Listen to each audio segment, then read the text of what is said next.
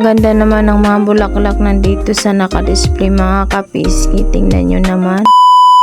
Inuutosan ako ng bossing na bumili ng balde at ito ang makabuluhang kwento ng araw ko sa palengke. Habang inaayos ko pa lang ang mga gamit, lumapit si bossing. Ilan mo nga ako ng balde yung matibay at kailangan ko ngayon.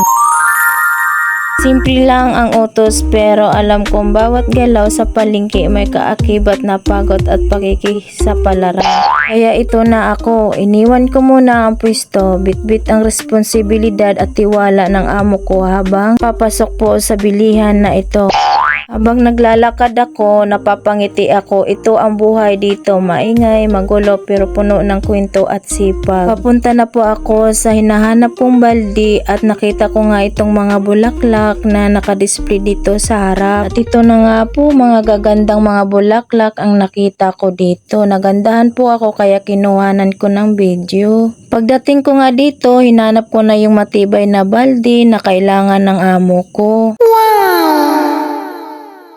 At ito na nga po, pumili na nga po ako ng 4 na peraso. Ang sabi sa akin, 4 na peraso daw ang bibilhin ko. Kaya pumili ako dito kaso lang hindi ko nagustuhan yung iba. Kasi yung iba may butas, ang iba may crack. Kaya pumili ako doon sa kabila ng balde. At mabuti naman po at may marami po silang stock dito na balde na kailangan ko talaga. Marami kang mapipilian na balde na magaganda dito sa kabilang side. Tingnan nyo naman ang presyo at mura lang po. Kaya nga po ako nakabili nito at inuutosan nga po ako ng aking amo. Pagkatapos ko kinuha yung balde, bumalik na po ako at ito po yung nadaanan ko. Punta po ako sa cashier at magbabayad na nga po sa aking kinuhang balde. At ito na po yung balde na nakuha ko at binabayaran ko na nga po dito. May nakauna pa pala sa akin kaya po naghihintay po ako dito sa likod habang po siya ay nagbabayad po dito sa cashier.